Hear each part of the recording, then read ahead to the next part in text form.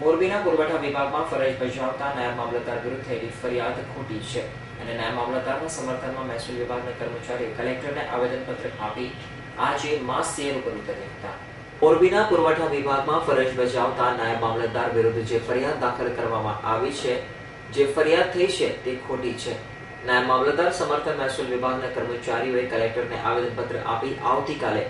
માસ CL ઉપર ઉતરશે। આ બનાવની જાણવા મળતી વિગત પ્રમાણે મોરબીના પુરવઠા વિભાગમાં નાયબ મામલતદાર તરીકે ફરજ બજાવતા મહેન્દ્રસિંહ જાડેજા વિરુદ્ધ એક રેશન કાર્ડ કઢાવવા આવેલ અરજદાર બી ડિવિઝન પોલીસ મથકમાં જ્ઞાતિ પ્રત્યે હડધૂત કરી અને રિવોલ્વર બતાવી જાતે મારી નાખવાની ધમકી આપી હોવાની ફરિયાદ નોંધાવાઈ છે, જે ફરિયાદ ખોટી હોવાનું જણાવી આજે જિલ્લા સેવા સદન મહેસૂલ વિભાગમાં ફરજ બજાવતા કર્મચારીઓ સાથે મળીને જિલ્લા કલેક્ટરે શૈલેષ રાવલને આવેદનપત્ર આપી કર્મચારીઓ વિરુદ્ધ આ ખોટી ફરિયાદ થઈ છે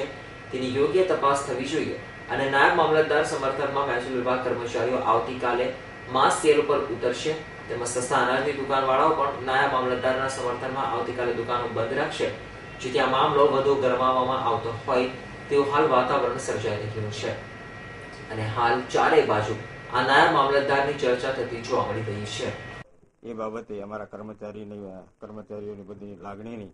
અનુસંધાને અમે આવતીકાલે તારીખ 20/12/14 રોજ સંપૂર્ણ રેવન્યુ સ્ટાફ માસ સીએલ પર જવાનું આયોજન ગોઠવેલ છે અને આ બાબતે માનનીય કલેક્ટર સાહેબને આવેદનપત્ર આપ્યું છે। કર્મચારીઓની જે લાગણી છે કે અમે જે કામગીરી કરીએ છીએ એમાં અમારું મનોબળ તૂટવું ના જોઈએ અને અમને એક રક્ષણ મળવું જોઈએ એવી એમની માગણી છે અને એ માગણી અનુસંધાને અત્યારે આવેદનપત્ર આપવા આવ્યા હતા। એમાં એક સરકારી કર્મચારી તરીકે એને જે રક્ષિત જે લાભ મળતા હશે એની પણ અમે વિચાર કરશું અને એને પોલીસ તપાસ કરે છે, જોઈએ શું થાય છે। એટલે રેશનિંગ જે મોરબી તાલુકા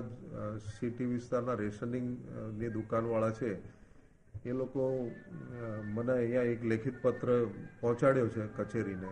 કે આવતીકાલે બધી દુકાનો ભાઈ શ્રી જાડેજાના નાયબ મામલતદારના સાથમાં અમે બંધ રાખશું અને એને ન્યાય મળે એના માટે એ લોકોએ એક દિવસ બંધનું એલાન આપવાની મારી પાસે અરજી આપી ગયા છે। રવિ મોટવાણી, S9 ન્યૂઝ, મોરબી।